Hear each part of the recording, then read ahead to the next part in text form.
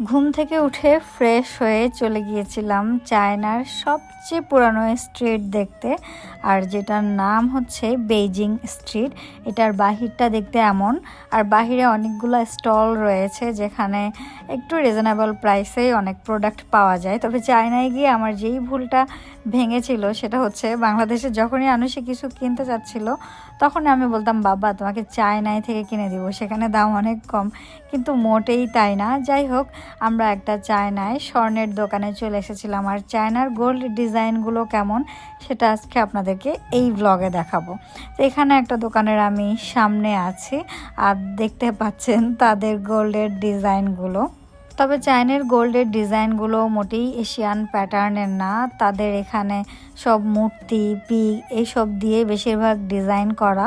তবে ইয়াররিং আর কিছু finger ring Ang হচ্ছে গলার চেইনগুলো কিছুটা এশিয়ান স্টাইল বলা যায়। তো বাহির থেকেও আমি এখানে নেকলেসগুলা দেখাচ্ছি, দেখতে পাচ্ছেন নেকলেসগুলা তো বেশিরভাগই হচ্ছে পিগের ডিজাইন।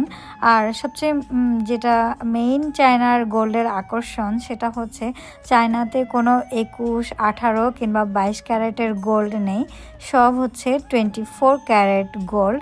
এই ব্রেসলেটটা আমার কাছে অনেক সুন্দর লেগেছিল, যদিও আমি এটা আমার জন্য কিনে নেই, পাশে আরেকজন কাস্টমার তাদের জন্য নিয়েছিল।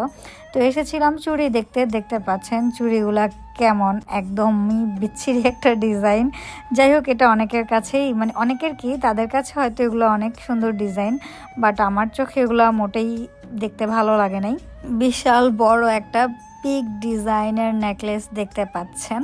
চায়নাতে গোল্ডের প্রাইস অত একটা বেশি রিজনেবল না, আমি যেটা ক্যালকুলেট করে দেখেছিলাম, লাইক এখানের বাংলাদেশি 24 ক্যারেটের গোল্ড কিনতে আমাদের এক ভরিতে যেই টাকা স্পেন্ড করতে হয় সেই টাকা দিয়ে আমরা এখানে হচ্ছে এক ভরি 24 ক্যারেট গোল্ড কিনতে পারবো। আমার একটা ফিঙ্গার রিং ভীষণ ভালো লেগেছিল, চলুন দেখাই আপনাদেরকে ডিজাইনটা। এই যে এই ডিজাইনটা, তারপর দেখলাম খুব সুন্দরভাবে আমার ফিঙ্গারের সাথেও অ্যাটাচ হয়ে গেছে। তারপর চলুন দেখি এখানে কয় গ্রাম আছে আর বাংলা টাকা এটার প্রাইস কত আছে সেটাও আপনাদের সাথে শেয়ার করব।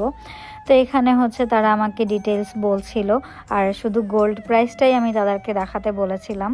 তো চায়না টাকায় এটার গোল্ড প্রাইস এসেছিল 786, দ্যাট মিন্স বাংলা টাকায় এটার প্রাইস পড়বে, মানে এই রিংটা কিনতে আমার প্রাইস পড়বে প্রায় 1,44,411 টাকা। তো আমার কাছে অনেক বেশি মনে হয়েছিল, সেই জন্য আমি আর কিনে নেই, ইভেন আমার হাজব্যান্ডকেও বলি নাই যে কিনে দাও। তো ঘুরে ফিরে আমি জাস্ট এশিয়ান ডিজাইনই খুঁজে বের করার চেষ্টা করছিলাম। বেইজিং স্ট্রিটের এই গ্রাউন্ডটাতে অনেকগুলো পুরানো মূর্তি রয়েছে, দেখতে পাচ্ছেন। পুরো চায়না টাউনে আমি কোনো রিক্সা দেখি নাই, বাট এই পুরাতন স্ট্রিটে এসে এই টাইপের রিক্সা দেখতে পেয়েছি। তাদের এখানে এই টাইপের রিক্সাগুলো চলে। সেদিন চায়নায় প্রচুর ঠান্ডা পড়েছিল, আর এই জ্যাকেটটা আপনাদের ভাইয়া আমাকে কিনে দিচ্ছে, একদম পুরোই পান্ডা টাইপের। যাই হোক, এটা পরে খুব আরামও ফিল করছিলাম যেহেতু অনেক ঠান্ডা ছিল। এরপরে আমরা দাফু টেম্পল দেখতে গিয়েছিলাম। আপনারা আমার পেজের সাথে কানেক্টেড থাকুন, পরের ভিডিওতে আপনাদের সাথে পরের ব্লগগুলো শেয়ার করবো ইনশাল্লাহ। আল্লাহ হাফেজ।